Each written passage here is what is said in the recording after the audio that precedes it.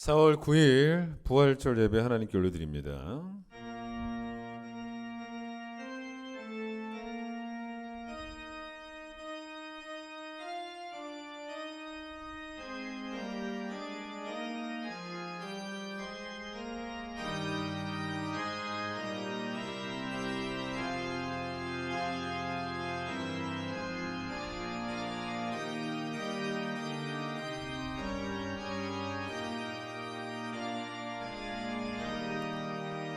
할렐루야. 우리 하나님을 찬양하는 일이 선함이요 찬송하는 일이 아름답고 마땅하도다.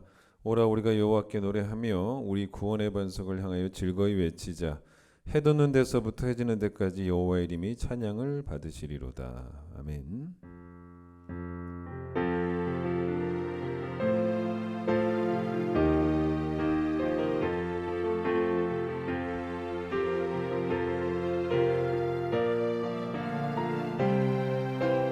왕이신 하나님 높임을 받으소서. 찬양하리라 영원히 높임을 받으실 그 이름 찬양하리라.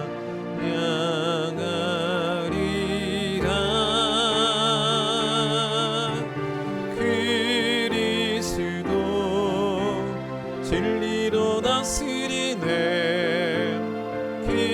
기뻐하라 찬양하라. 거룩하신 그 이름 높이리라. 거룩하신 그 이름 높이리라. 이 시간 우리의 죄를 고백합니다.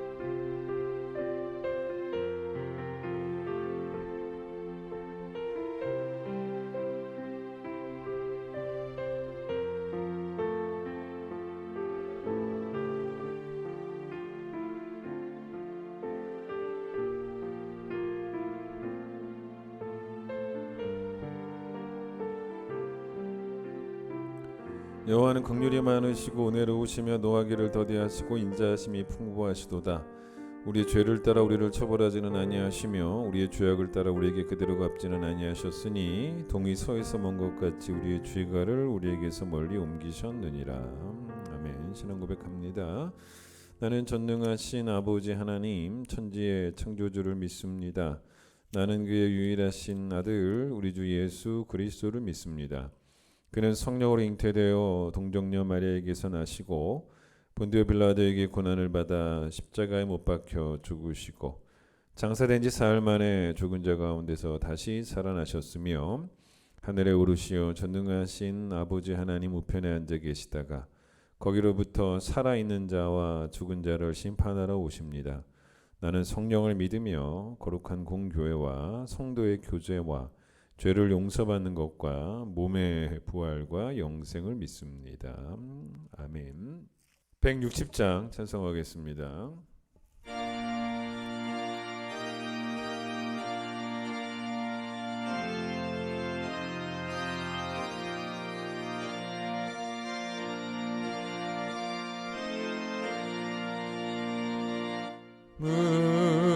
무덤에 머물러 예수 내 구주 새벽 기다렸네. 예수 내 주 원수를 다 이기고 무덤에서 살아나셨네. 어둠을 이기시고 나와서 성도와 함께 길이 다스리시네. 사셨네 사셨네. 예수 다시 사셨네. 헛되이 지키네. 예수 내 구주. 헛되이 봉하네. 예수 내 주. 원수를 다 이기고 무덤에서 살아나셨네. 어둠을 이기시고 나와서 성도 함께 길이 다스리시네. 사셨네 사셨네.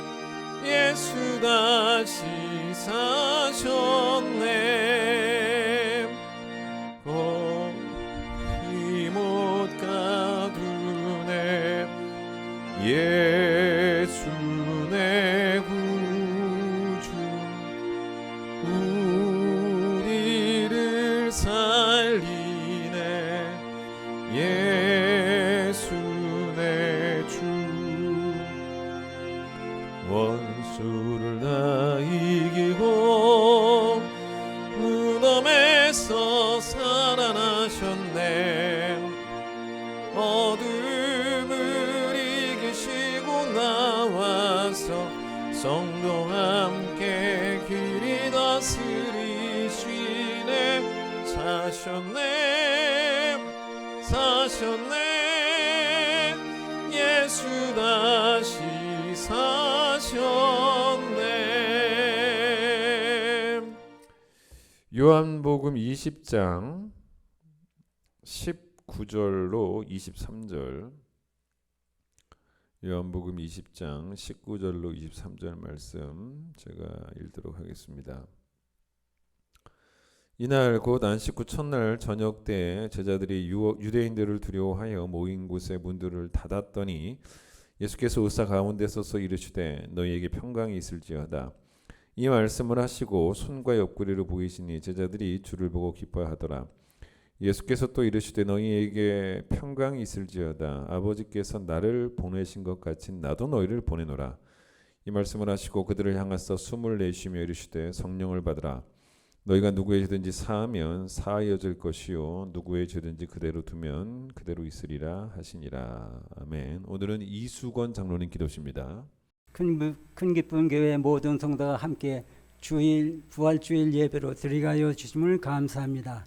만세 전부터 예정하신 대로 죄인된 우리를 구원하시기 위하여 이 땅에 오심은 하나님은 한 분이시요 또 하나님과 사람 사이에 중보자도 한 분이시니 곧 사람이신 그리스도 예수라. 아무 죄와 허물도 없으신 주님께서 사람 형상으로 이 땅에 오셔서 죄로 인하여 영죽을 우리를 구원하시기 위하여 대신 십자가에 달려서 모든 피를 흘려서 죽으시고 장사된 지 3일 만에 부활승천하셔서 하나님 보좌 우편에 앉아 계신 주님께 감사와 찬양과 영광을 올려드리기 위하여 우리가 모였습니다. 모든 찬양과 영광은 주님 홀로 받아주시고 주님께서 지으신 몸된 교회를 더욱더 사랑하셔서 아버지 하나님의 말씀이 살아서 역사하시는 교회로 주님의 사랑과 은혜로 구원받는 성도가 차고 넘치는 교회가 되게 하여 주시옵고 주님께서 기름 부으시오신 김석환 담임 목사님에게 더욱 성령 충만하심과 말씀의 능력과 지혜와 지식의 은사를 더하셔 우리 모든 성도가 주님의 구원의 은혜에 더욱더 많은 감사와 찬양과 영광을 올려드리는 삶이 되게 하여 주시고 다섯 분의 전도사님에게도 성령 충만하심과 말씀의 지혜와 지식과 능력을 더하여 주시고 모든 부서장과 직분자의 성도님 예배를 위하여 헌신하고 섬기기에 조금도 부족함이 없게 하여 주시옵소서. 이 시간 간절히 기도합니다. 다른 이름으로는 구원을 받을 수 없나니 천하 사람 중에 구원을 받을 만한 다른 이름을 우리에게 주신 일이 없음이라 하신 예수님 이름으로 간구 기도드립니다.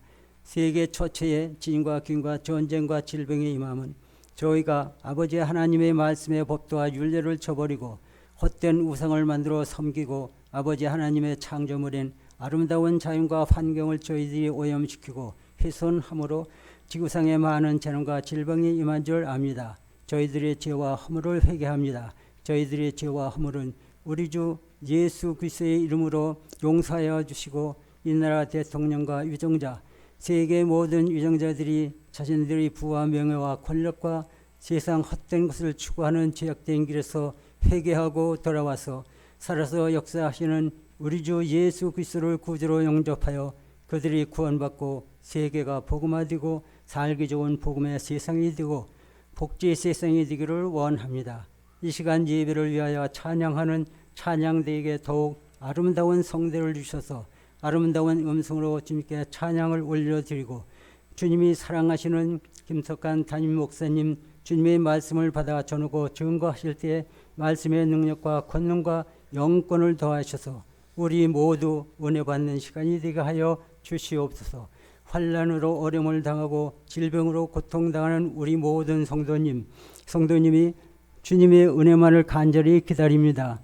주님의 말씀을 목사님으로부터 전해 들을 때 영적인 문제, 육신의 모든 질병이 이 시간 주님의 은혜로 치료함받고 주님의 은혜에 더욱 많은 감사와 찬양과 영광을 올려드리는 삶을 살아가게 하여 주시옵소서. 이 백성은 내가 나를 위하여 지었나니 나를 찬송하게 하려 함이라 말씀하신 같이 찬송과 영광을 주님만이 홀로 받아 주시고 주실 줄 믿고 예수님 이름으로 감사하며 기도합니다. 아멘.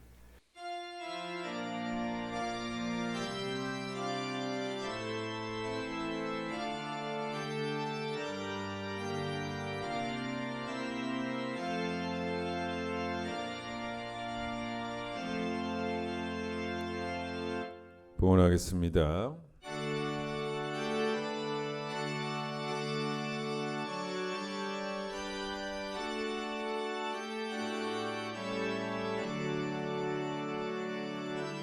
내게 있는 모든 것을 아낌없이 드리네.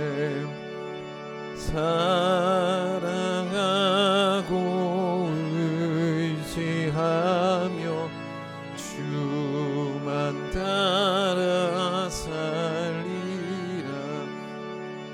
주께 드리네. 주께 드리네. 사랑하는 구주 앞에 모두 드리네. 아멘.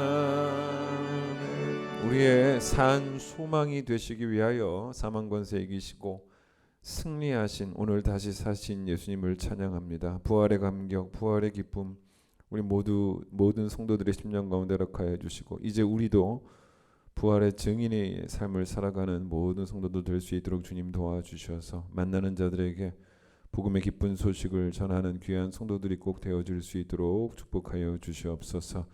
우리의 죽어있던 모든 것들이 또한 다시 살아날 수 있도록 주님 도와주셔서 평생을 사는 날 동안 우리도 부활의 권능을 경험하며 살아가는 귀한 성도들 되기를 간절히 소망합니다.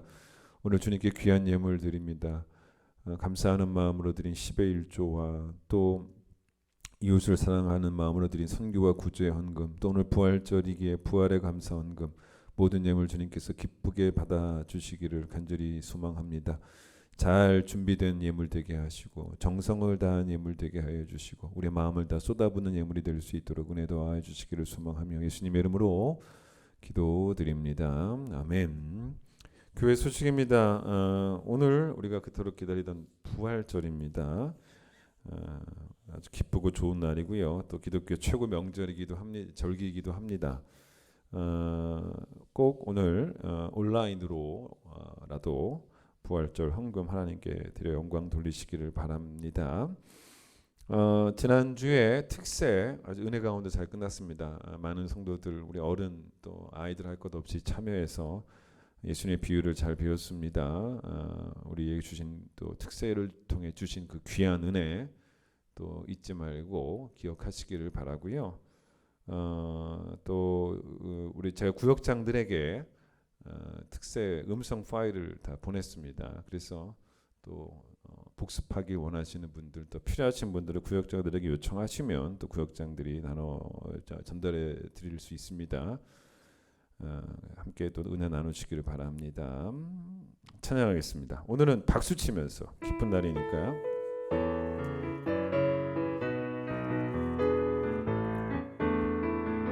주 하나님 독생자 예수 날 위하여 오시었네. 내 모든 죄 다 사시고 죽음에서 부활하신 나의 구세주,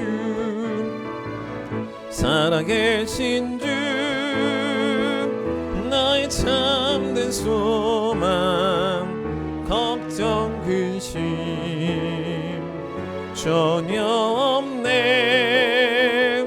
사랑의 주 내 갈 길 인도하니 내 모든 삶의 기쁨 늘 충만하네.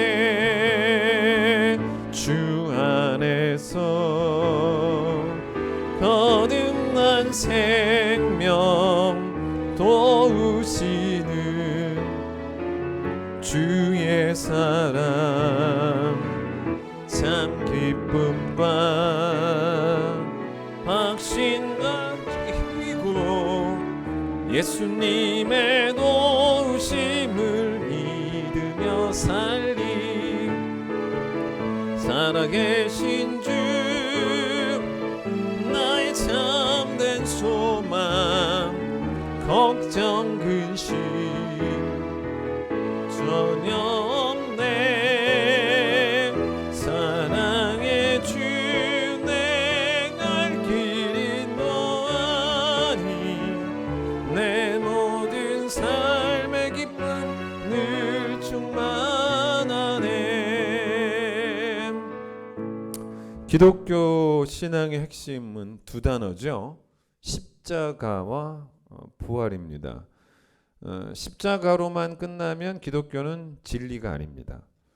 부활이 있기 때문에 기독교는 비로소 진리가 되는 것이고, 바울이 그의 복음서에서 언제 십자가만 이야기했냐는 겁니다. 그렇지 않습니다. 바울은 계속 부활도 이야기합니다. 그래서 바울이 갈라디아서 6장 14절에 십자가 외에는 자랑할 것이 없다라고 말한 것도 부활이 있으니까 십자가를 자랑한다는 거예요. 부활 없는 십자가를 자랑한다는 말이 아니라는 것입니다. 바울이 고린도전서 15장 부활장이죠. 그 15장은 통째로 다 부활만 이야기하는 그런 성경인데 17절에서 뭐라 그러냐면, 그리스도께서 다시 살아나신 일이 없다면 우리의 믿음이 헛되다라고 말을 합니다. 그러니까 믿음이라는 단어는요, 진리를 향해서 사용하는 단어 아니겠습니까? 그런데 예수님께서 십자가에 달려 죽지 않으셨다면 이라고 말하지 않고 예수께서 다시 살아난 일이 없으시다면 이라고 분명히 말합니다. 그러니까 기독교가 진리인 것은 우리가 진리를 믿어야 되는데 부활로 완성이 되기 때문에, 그 진리가 부활로 완성이 되기 때문이라는 거죠. 우리 흔히 하는 표현 가운데 소름 돋는 반전이 있다, 뭐 이런 이야기 하지 않습니까? 영화 같은 거를 보통 보면은 그런 끝에 가서 반전이 나오지 않습니까? 뭐 대단히 인기를 끈 그런 TV 드라마 같은 경우에도 사람들이 그 드라마를 보다가 막 감탄하는 경우가 맨 마지막에 나오는 예상치 못하는 역대급 뭐 반전 뭐 이런 게 있지 않습니까? 이런 거에 감탄을 합니다. 그러니까 뭐 어떤 사람이 상당히 영화 전체적으로 또 드라마 전체적으로 처음부터 거의 끝부분까지 뭔가 시시해 보이는 사람이었는데 알고 보니 대단한 사람이었다. 뭐 이런 것들이 보통 역대급 반전이죠. 그런데 뭐 영화나 드라마는 가상의 이야기고 부활은 실제죠. 그러니까 부활은 인류 역사상 존재했던 모든 반전들을 능가하는 역대급 반전이었던 거죠. 그러니까 오늘 본문의 제자들은 엄청난 역대급 반전을 지금 체험하고 있는 중인 거죠. 제자들 앞에 나타난 예수님은 제자들에게 어떤 분이었냐? 십자가에 죽으실 때는 제자들의 눈에 뭐 자기들과 별반 차이가 없는 그런 분이었다는 것입니다. 그런데 예수님의 제자 가운데 여러분 도마가 어떤 사람이었냐면, 여러분 성경에 도마에 대한 정보는 그렇게 많이 나오지는 않습니다. 근데 성경에 그의 그 헬라 이름이 나오기는 하는데 요한복음에만 나오는데 디두모입니다. 디두모. 그러니까 도마가 곧 디두모입니다. 같은 인물이에요. 근데 여러분이 도마하면 예전부터 우리가 교학교 때 배워왔던 그러니까 떠오르는 이미지가 뭐냐면 아주 지독하게 의심 많은 그런 사람입니다. 그럼 영어에 어떤 표현이 있냐면 회의론자, 막 의심이 많은 사람, 그렇게 쓰는 관용적인 표현이 있어요. 참 의심 많다. 저 사람 참 의심 많어. 그는 참 의심이 많어라고 할 때 여기 자막 나갑니다. 뭐라고 나오냐면 He is a doubting Thomas 그래요. 그는 doubting Thomas야. 이런 말을 이제 미국 사람들이 씁니다. 여러분 doubting Thomas라는 말이 뭐냐면요. 이게 미국 사람들이 쓰는 표현입니다. doubting이 뭐냐면 의심하는이란 말이에요. 의심하는.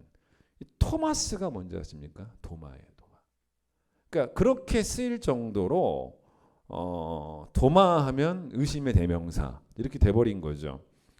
근데 여러분 부활이 얼마나 대단한 것이었냐면 doubting 토마스. 그 의심 많던 도마마저도 굴복시킨 사건이었다. 더 이상 뭐 의심할 수가 없는 명백한 증거 앞에서. 여러분 그래서 예수님이 부활하셔서 다시 나타나셨을 때 제자들 가운데 가장 의심 많기로 유명했던 도마마저도 오늘 28절 보세요. 28절. 도마가 대답하여 이르되 나의 주님이시요 나의 하나님이십니다 라고 그렇게 고백할 수밖에 없는 그런 강력한 사건이 부활이었다는 겁니다. 우리에게는요 부활신앙이라는 게 필요합니다. 뭐 부활신앙이라는 게 성경에 나오는 표현은 아니지만 이 부활신앙이라는 게 뭐냐면 부활을 믿느냐 믿지 않느냐 정도의 이야기는 사실은 아닙니다.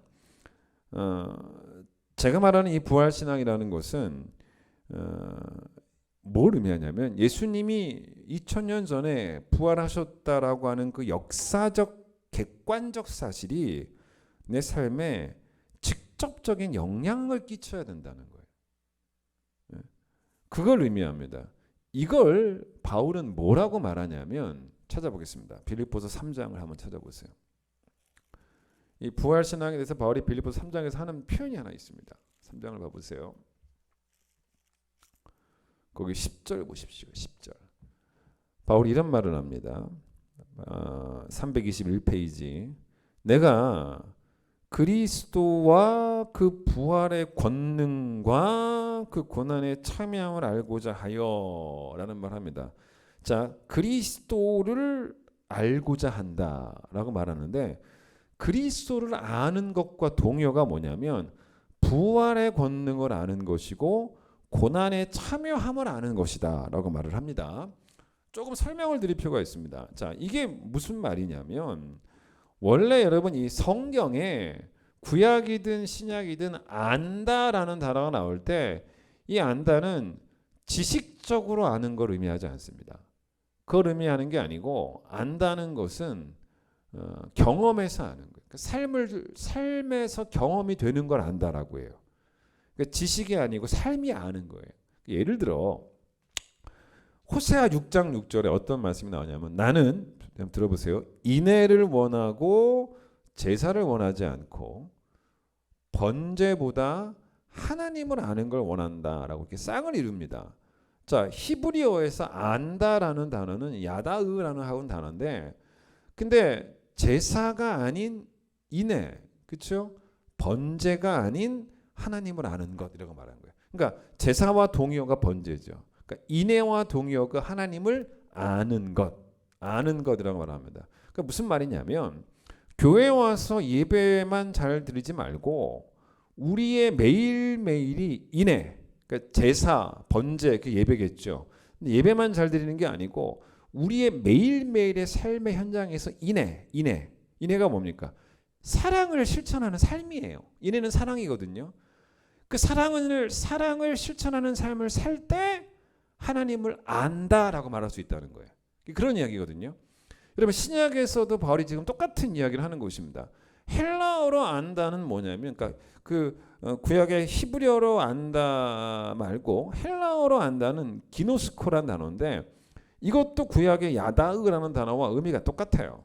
그래서 바울이 지금 여기서 뭐라고 말했냐면, 잘 보세요. 내가 그리스도를 아는 게 부활의 권능을 알고, 부활의 권능이라 그랬죠. 그 다음에 그리 고난에 참여함을 안다. 이게 딱 맞는 거죠. 왜냐하면 복음 때문에 고난을 받으면 무척 힘들 것이다 라는 것을 지식적으로 안다는 게 아닙니다. 그게 아니라 복음 때문에 받는 고난에 직접 참여를 하고 있다. 참여한다. 참여가 삶에 직접 경험을 하고 있다는 거죠. 그걸 안다라고 말을 한 거예요, 바울은. 마찬가지로 부활의 권능을 안다. 이것도 체험이에요, 체험. 그러니까 예수님이 부활하셨다는 걸 내가 믿고 있고 나도 언젠가는 저 천국 가서 그렇게 변화될 것을 믿고 있고, 그 말이 아니라 장래적인 이야기가 아니라 예수님의 이 부활하셨다는 그 사실이 오늘 현재적으로 내 삶에 실제적인 변화를 일으켜가고 있다는 거예요. 그게 안다예요. 그게 바로 부활의 권능이에요. 그냥 부활이라고 말하지 않고 장래의 부활이라고 말하지 않고 현재적인 부활의 권능, 우리에게 지금 임하고 있는 부활의 권능, 바울이 그걸 이야기하고 있는 것입니다. 제가 오늘 이 제자들이 가지고 있었던 이 부활 신앙을 이야기하려고 하는데, 제자들에게 역사했던 임했던 부활의 권능이죠. 권능입니다. 그러니까 비포와 애프터가 아주 명확한 이야기라는 겁니다. 자, 예수님의 부활을 만나기 전에는 이 제자들은 문 뒤에 꽁꽁 숨어 있었던 사람들이었는데, 예수님의 부활을 만나고 난 다음에는 그 문을 열고 세상으로 담대하게 뛰어 들어갔다는 것입니다. 자, 그들을 완전히 다른 사람으로 바꾼 힘은 다른 게 아니라 예수의 부활이었다는 거예요. 맞잖아요? 자, 19절 보시면 제자들이 모여있던 날이 나옵니다. 그게 언제였냐면 안식 후 첫날이었다라고 말합니다. 유대인에게 안식일은 토요일입니다. 우리가 잘 알듯이 그들은 토요일을 말합니다. 따라서 여러분, 안식 후 첫날은 언제냐면 일요일이죠. 일요일입니다. 그런데 우리가 토요일에 예배를 드리지 않고 왜 일요일에 예배를 드리는가? 여러분, 그 안식일교라고 하는 이단이죠. 왜냐하면 토요일날 예배를 드리니까 이단인 거예요. 자, 그런데 그럼 우리가 왜 일요일에 예배를 드리는가? 이건요, 우리 마음대로 토요일을 일요일로 바꾼 게 아닙니다. 그게 아니라 성경을 읽어보니 성경적인 거예요. 예수님이 부활하시고 난 다음에 초대교회 성도들이 일요일에 모이기 시작하더라는 겁니다. 일요일에 모여서 예배를 드리기 시작하더라라는 그런 기록들이 성경에 나오기 때문에 우리가 일요일에 예배를 드리는 거지, 우리 마음대로 바꾼 게 아닙니다. 예를 들어 고린도전서 16장 2절에 보시면 바울이 고린도 교회 편지를 보내면서 이 교회에 예루살렘 교회 성도들을 위한 구제헌금, 연보라 그래요. 구제헌금을 좀 모아두라고 합니다. 그러면 자기가 가서 그걸 가지고 가겠다는 거예요. 그런데 뭐라고 말하냐면 그 구제헌금 연보를 여러분의 예배 모임 때마다 헌금해서 모아두라는 겁니다. 그래서 내가 여러분의 교회를 방문했을 때 그냥 모아놓은 거, 그동안 예배 때마다 모아둔 헌금을 가지고 곧장 예루살렘으로 갈 수 있게 좀 해달라라고 부탁을 하는데, 그때도 바울이 뭐라고 말하냐면 여러분이 안식일에 모여서 각자의 수입에 따라 모아두었던 그 헌금이라고 말하지 않습니다. 뭐라고 말하냐면 매주 첫날에 모여서 그래요. 매주 첫날에 너희 각 사람이 모여서 예배 드리려고 모여서 수입에 따라 헌금했던 것, 그렇게 말을 하거든요. 그때 말하는 매주 첫날이 바로 뭐냐면 일요일입니다. 일요일. 급기야는요, 딱 한 번 나옵니다. 성경에 어떤 표현이 딱 한 번 나오냐면 일요일을 주의 날, 우리가 줄여서 주일이라고 하죠. 주의 날이라고 부르는 표현까지 드디어 성경에 등장합니다. 그러니까 우리가 주일 그러는 거는 성경적인 표현입니다. 그게 어디 나오냐면 요한계시록에 나옵니다. 요한계시록에 요한이 노년이 되었을 때 반모라고 하는 섬에 유배가 됩니다. 아마도 로마가 노년이 된 그 요한을 복음을 전한다는 이유로 반모 섬에 추방을 해서 거기다가 가둬둔 것 같아요. 그래서 9절을 한번 들어보세요. 요한계시록 1장 9절. 나 요한은 너희 형제요 예수의 환난과 나라와 참음에 동참하는 자라. 하나님의 말씀과 예수를 증언하였으므로 말미암아 반모라 하는 섬에 있었더니라고 말을 합니다. 무슨 말씀인지 아시겠죠? 자, 그런데 그리고 나서 바로 그 다음 절 10절에 성경에 이 표현이 처음 나와요. 그 반모라는 섬에 있었는데 그 다음 들어보세요. 10절 주의 날에 내가 성령에 감동되어 내 뒤에서 나는 나팔 소리 같은 음성을 들었으니 라고 말합니다. 자, 주의 날에라는 말이 나왔지 않습니까? 바울 서신에도 주의 날이라는 표현이 자주 나옵니다. 자주 나오는데 바울이 말하는 주의 날은 뭘 의미하냐면 재림하시는 날이에요. 주님 재림하시는 날. 그날이 언젠지는 모르지만 주님 재림하시는 날을 바울은 바울 서신에서 주의 날이라고 합니다. 그런데 지금 요한의 표현은 그게 아니에요. 그게 아니고 주님이 재림하시는 날 계시를 받았다. 그 말이 성령의 감동하심으로 주님 재림하시는 날 계시를 받았다. 그게 아니라 일요일에 계시를 받았다는 거예요. 일요일에. 내가 바모섬에 있었는데 일요일 날 계시를 받았다. 그거를 주의 날이라고 한 거예요. 네. 그래서 우리가 지금도 주일이라고 한다는 거죠.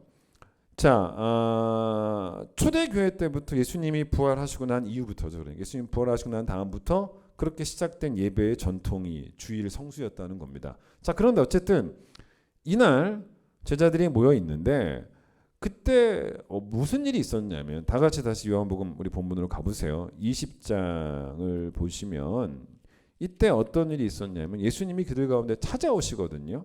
근데 찾아오시기 전에 제자들이 모여서 어떻게 했냐면 거기 보시면 19절 보세요. 모인 곳에 문들을 닫았다라고 말합니다. 그러니까 모인 곳에 문을 닫았다라고 말하지 않고 문들을 닫았다라고 말하는 거 보니까 문이라는 문은 닫아둔 거죠. 왜요? 엄청 겁먹고 있었던 겁니다. 엄청 두려웠던 거예요. 그래서 문이라는 문은 닫아둔 것입니다. 왜 그랬는가? 뻔하죠. 제자들이 예수님과 함께 공생애를 지낼 때 뭐 얼굴에 무슨 뭐 가면이라도 하고 다녔습니까? 아니죠. 온 세상 사람들 유대인들 다 볼 수 있도록 그냥 공개적으로 그렇게 따라다녔습니다. 그런데 그들의 수장이 죽었어요. 얼마나 두려웠겠어요. 그러면 그 다음 죽일 사람들은 제자들일 수 있는 거 아니겠습니까? 당연히 제자들도 죽일 수 있는 거니까 이 죽음에 대한 두려움이 너무 컸기 때문에 함께 모여서 문들을 닫고 모든 문들을 닫고 숨어 있었다는 거죠. 그런데 예수님이 숨어 있던 그들 가운데 나타나셔서 부활하셨음을 보여주시면서 그들에게 두려워하지 말고 평강이 있어라 라고 선포하시면서 이제 만남이 시작되어진 거고, 그래서 21절에 예수님께서 그들에게 뭐라고 말씀하시냐면 아버지께서 하나님께서 나를 세상에 보내신 것 같이 나도 너희를 이제 세상으로 보낸다 이렇게 말씀하신다는 것입니다. 자, 이날 이후에 이 사건 이후에 제자들이 어떻게 되었는지를 알려면 어디를 보시면 되냐면 사도행전을 보시면 됩니다. 사도행전을 보시면 문 뒤에 숨어 있는 제자가 아무도 없어요. 모두 다 문 밖으로 뛰어나와서 모두들 이 부활하신 예수를 그들의 가슴에 품고 세상으로 뛰어들어가서 예수님의 부활을 증언을 하고 심지어는 순교까지 하더라는 것입니다. 그게 사도행전에 나오죠. 즉 부활하신 예수님께서 보내신 자로 예수의 사람으로 세상 속에서 그렇게 당당하게 살아가기 시작했다라는 것입니다. 자, 사실 이게 어떻게 생각을 할 수 있냐면 이들이 예수님의 부활을 목격을 하지 않았습니까? 그러면 어떻게 될 수 있나? 이것도 가능한 이야기예요. 내가 예수님 부활을 보니까 부활을 이제 믿을 수 있어요. 도마도 다우팅 토마스도 믿습니다. 부활을 믿어요. 그리고 자신들도 언젠가는 예수님의 이 부활하신 몸처럼 변화될 것을 믿을 수 있지 않습니까? 다 믿었겠죠. 그런데 이럴 수 있지 않습니까? 믿는 건 믿는 거고 내가 안 믿는 건 아닌 거죠. 그날에 다 변화될 거 믿어요. 믿는 건 믿는 것이지만 여전히 세상은 이들을 향해 적대적이지 않습니까? 여전히 세상은 살기등등합니다. 그들이 부활하신 예수님을 본 것도 아니고 이들만 봤단 말입니다. 그러니까 얼마나 살기등등합니까? 그러니 이들이 어떻게 할 수도 있습니까? 믿음은 믿음이고 그래도 아직은 때가 아니니 목숨은 보존해야겠다. 아직 문 밖으로 나갈 수는 없겠다.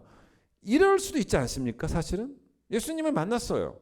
근데 이제는 믿기는 믿어요. 그러나 아직 문 밖으로 나가기엔 세상이 흉흉해요. 흉흉합니다. 이럴 수 있지 않습니까? 여전히 유대인들을 두려워해서 사람들의 시선을 피해 살고 싶을 수 있었다는 거죠. 그런데 그게 아닌 게 만약 잘 보세요. 이게 이건 거예요. 그렇게밖에 할 수 없었다면 왜 바울이 굳이 부활의 권능이라고 말을 했겠냐는 거예요. 부활의 권능을 경험한 거예요. 파워예요, 파워. 이 부활의 파워를 바울이 경험한 겁니다. 쉽게 예를 들어보세요. 파도 앞에서 파도가 막 치는데 파도 한복판에서 파도와 맞서 싸워 이길 수 있는 사람이 어디 있겠습니까? 다 져요. 그게 뭡니까? 파도의 파워입니다. 파도의 권능이에요. 파도의 파워가 나를 덮치니까 나도 나를 통제를 못하게 되는 거죠. 그게 부활의 권능이었다. 부활의 권능이 가만 놔두지를 않더라는 겁니다. 여러분 아무리 이런 거죠. 예전의 나를 좀 지키고 싶어도 두려움을 지키는 거죠. 쉽게 말하면 두렵잖아요. 근데 아무리 예전의 나를 지키고 싶으려 해도 그게 되지 않는 게 부활의 파워, 부활의 권능이었다는 거예요. 여러분 사실 제자들도 그렇지만 사도 바울 같은 경우에는 훨씬 더 상황이 안 좋아지는 겁니다. 왜냐? 보세요. 사도 바울은 유대교의 소위 말해서 엘리트였습니다. 그래서 유대교가 파송하는 뭐 하라고? 예수 믿는 사람 죽이라고. 그래서 막 전국을 돌아다니면서 유대인 가운데 예수 믿으면 다 죽여버리고 막 이랬던 사람이었습니다. 근데 그가 부활하신 예수님 만나고 난 다음에 180도 사람이 돌변을 해버립니다. 여러분 유대교의 엘리트에서 이제는 유대교를 대적하는 자가 됐어요. 그가 하는 말마다 유대교의 교리와 안 맞아요. 대적하는 사람이 됐습니다. 그가 막 예수를 전합니다. 물론 12명의 제자들도 예수님 믿기 전에는 유대교 신자였지만 그들이 바울만큼 유대교에서 열성분자였다라는 기록은 성경에 안 나오지 않습니까? 그러나 바울은 열성분자였어요. 그러면 바울은 유대교 입장에서는 배신자 중에 배신자예요. 그러나 사실 그러니 사실 바울이 당했던 이 박해는 견뎌낼 만한 수준의 박해는 아니었다는 겁니다. 근데 바울이 경험한 예수 그리스도의 부활은 그에게 역사적인 사실을 뛰어넘었다는 거예요. 그가 다메섹으로 가던 길에 만났던 그 예수님, 부활하신 예수님은 당연히 역사적 사실이죠. 그런데 거기서 끝난 게 아니라 그의 삶의 권능이었다는 거예요. 그의 삶을 실질적으로 움직이는 권능이 되었다는 것입니다. 여러분 다시 오늘 본문의 제자들을 한번 생각을 해보세요. 그들이 문을 열고 세상 속으로 나갈 수 있도록 해준 그 파워가 뭐였냐는 것입니다. 그새 세상이 좋아졌는가? 세상이 그새 그들을 향해 부드러워지기라도 했습니까? 아닙니다. 아니면 그새 이들이 세상에서 무슨 사회적 권력이라도 얻게 되었습니까? 아니에요. 세상은 여전히 예수라고 하는 이름에 적대적이었고 그를 따르던 제자들에게도 여전히 적대적이었고 만나기만 해봐라 죽여버리겠다 이런 분위기였다는 거죠. 바뀐 건 아무것도 없어요.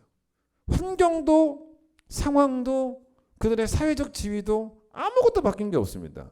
근데 바뀐 게 딱 하나밖에 없어요. 딱 하나가 바뀌었습니다. 그게 뭔지 아십니까? 예수님이 죽었다가 살아나셨다는 거예요. 딱 그거 하나 바뀝니다. 그런데 그 하나가 이들을 180도 바꿔버립니다. 담대하게 문을 열고 세상으로 나아갈 수 있게 만들어졌다는 것입니다. 여러분 이게 뭡니까? 사람을 가장 용기 있게 만드는 힘이 있습니다. 사람을 가장 용기 있게 만드는 것이 바로 뭐냐면 돈 많다고 돈이 아닙니다. 내 능력, 내 인맥, 내 권세 이런 것들이 나의 모든 두려움을 다 제거해주는 그런 힘이 될까요? 아닙니다. 여러분 사람을 가장 용기 있게 만드는 힘은 뭐냐면 진리입니다. 진리라는 거예요. 진리의 힘이에요. 사실 여러분 우리 가운데 여러분과 저 가운데 부활하신 예수님을 본 사람 아무도 없어요. 우리 안 봤습니다. 우리도 부활하신 예수님이 되게 보고 싶은데 뭐 부활하신 예수님을 우리가 좀 만나면 나도 진짜 흔들림 없는 믿음을 가지게 될 텐데 뭐 그런 마음이 있을 수 있지 않습니까? 근데 그거는 사실은 잘못된 생각이죠. 그렇게 예수를 믿는 건 사실은 아닙니다. 왜냐하면 베드로전서에서 베드로도 예수를 믿는다는 이유로 박해를 받아가지고 막 흩어져 있는 나그네 같은 성도들에게 편지를 보내면서 이 편지의 수신자들도요 제자들만큼 12명의 사도만큼 아마도 박해를 많이 받았던 것 같아요. 그런데도 이들은요 문 뒤에 숨어 있지 않고 문을 열고 세상 밖으로 나왔던 사람들이었다는 것입니다. 그런 이들을 향해서 베드로가 했던 말이 뭐였냐면 베드로전서 1장 8절 여러분들은 예수를 보지 못했는데 사랑합니다. 감탄을 하고 있는 거예요. 자기는 봤지만 나는 봐서 사랑한다는 거예요. 근데 여러분들은 보지도 않았는데 사랑한다는 것입니다. 너무 기쁘다는 거예요. 그런데 이게 왜 이렇게 될 수밖에 없냐면 잘 보세요. 예수님이 부활하시고 난 다음에 그 부활의 몸으로 제자들에게 한동안 보여주시다가 승천하실 때 하셨던 말씀이 하나 있습니다. 중요한 말씀 하나 하시죠.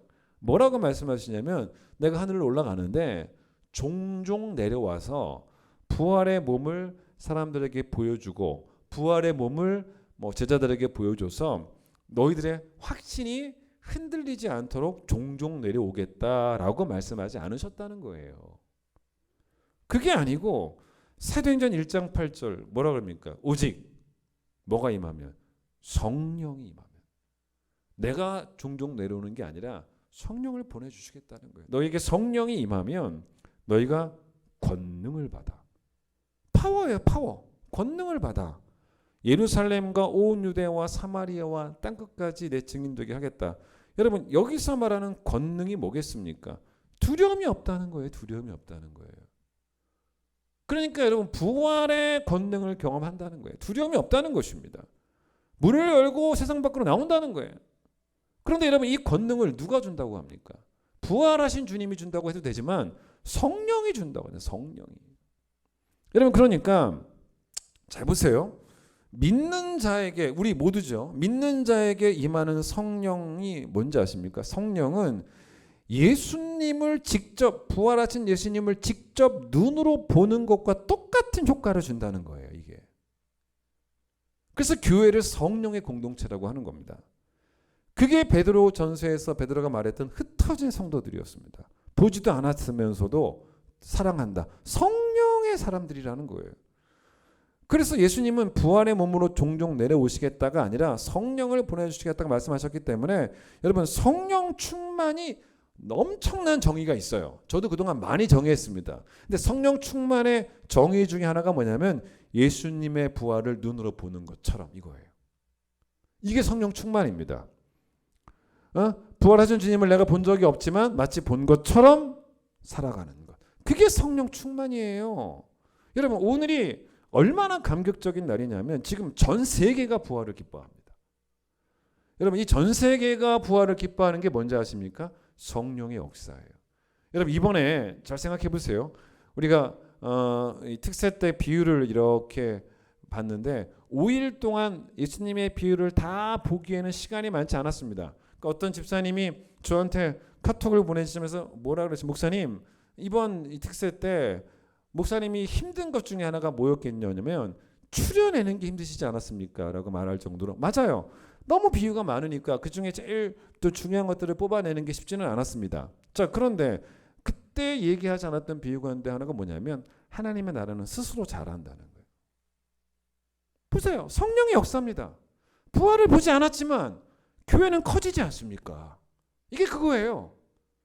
이게 성령의 역사입니다. 교회가 계속 커져가고 있다는 거죠. 전 세계가 지금 부활을 기뻐하고 있습니다. 예? 여러분 보세요. 부활은 인간이 가장 두려워하는 것들이 있지 않습니까? 사람이 가장 제일 두려워하는 것에 대해서 더 이상 우리를 두려워하지 않게 만들기 때문에 그게 권능이 되는 겁니다.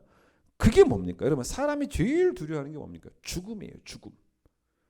그런데 여러분, 진리의 힘이 얼마나 대단하냐면 죽음이 두렵지 않게 만들어 버린 거예요.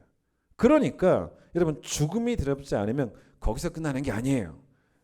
위에서 내려와야죠. 맨 꼭대기가 두렵지 않으면 그 밖에 나머지 것들, 나머지 조금씩 좀 두려운 것들, 제일 두려운 게 죽음인데 나머지 것들도 조금씩 두렵긴 해요. 그래서 말 그대로 제일 두려운 죽음이 두렵지 않으니까 기타 등등의 두려움, 이게 돼버린 거예요. 기타 등등의 두려움이 뭐가 두렵겠는가? 이게 부활의 권능이에요.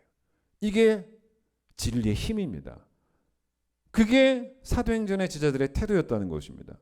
여러분 볼까요? 몇 가지 예를 들어보면 복음서의 제자들은요, 자기들끼리 뭐 했습니까? 자리 싸움 했어요. 서열 싸움 했습니다. 여러분, 왜 서열 싸움 했을까요? 두려움이 있었던 거예요. 둘째 될까 봐, 셋째 될까 봐. 왜 그렇게 됐겠습니까?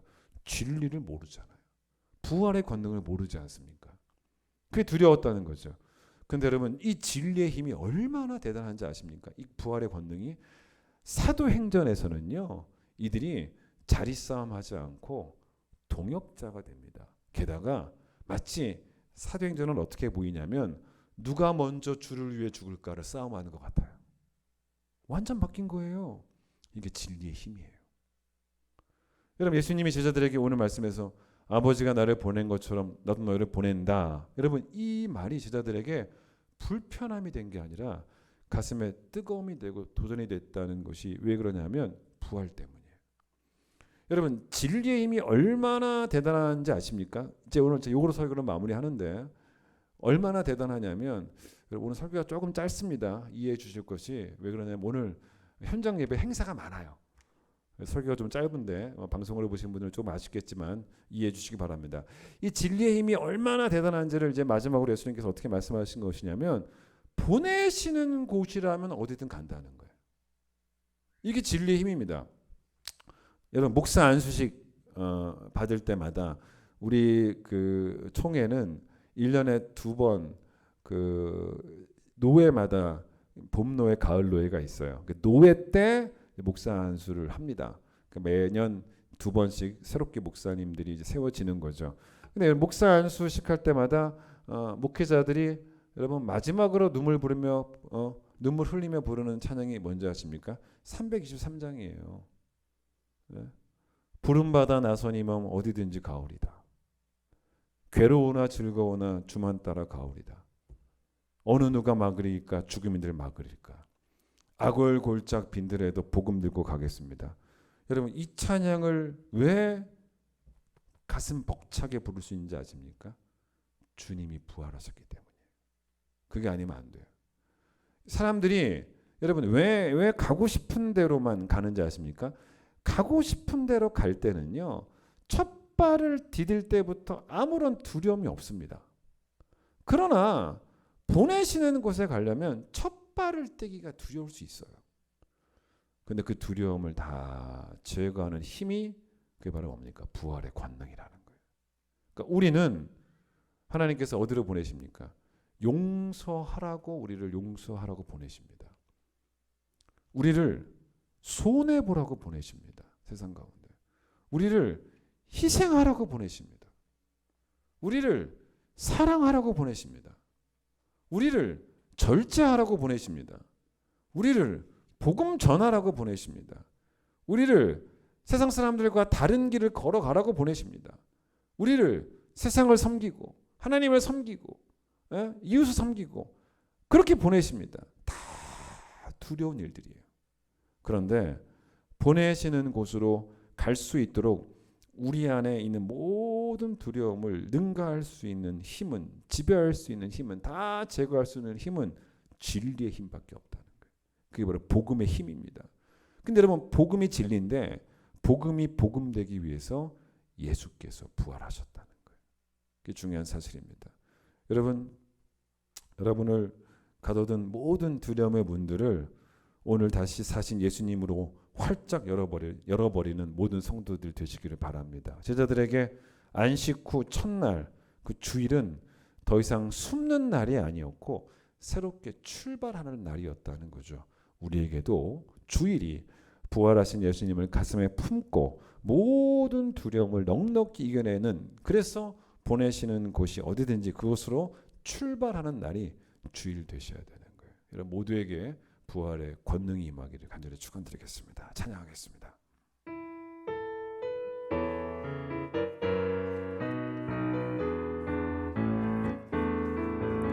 주 하나님 독생자 예수 날 위하여 오시었네. 내 모든 죄 다 사시고 죽음에서 부활하신 나의 구세주, 살아계신 주 나의 참된 소망, 걱정 근심 전혀 없네. 두려움 없네. 사랑의 주 내 갈 길 인도하님, 내 모든 삶의 기쁨 늘 충만하네. 주 안에서 거듭난 생명 도우시는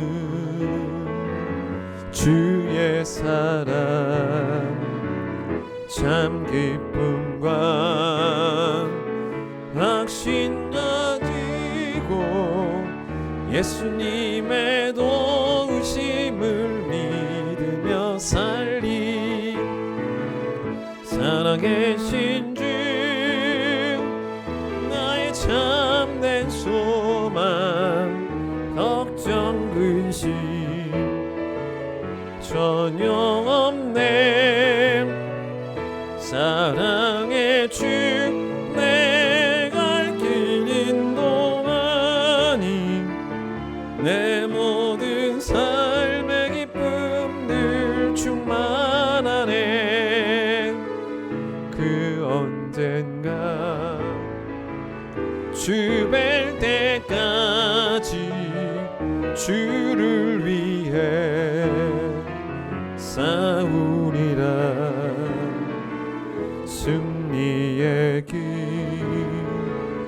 멀고 매도 주님께서 나의 앞길 지켜주시리. 살아계신 주 나의 참된 소망, 걱정 근심 전혀 없네. 사랑의 주 내 갈 길 인도하니, 내 모든 삶의 기쁨 늘 충만. 살아계신 주 나의 참된 소망, 살아계신 주 나의 참된 소망, 걱정 근심 전혀 없네. 사랑의 주 내 갈 길 인도하니, 내 모든 삶의 기쁨 늘 충만하네.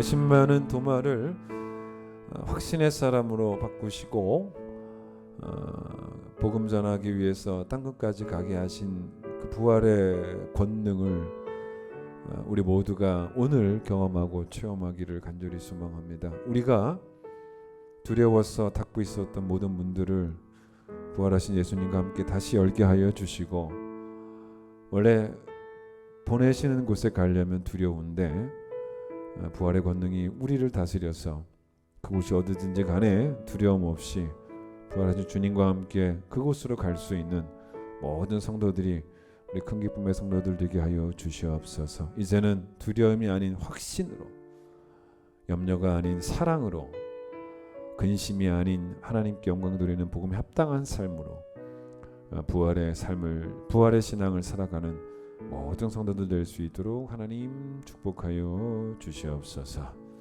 이제는 예수님의 놀라우신 은혜와 하나님 아버지의 변함없는 사랑과 성령의 역사하심이 부활의 권능으로 세상 속으로 담대하게 나아가는 모든 성도들 위해 함께하여 주시기를 간절히 축원하옵나이다. 아멘.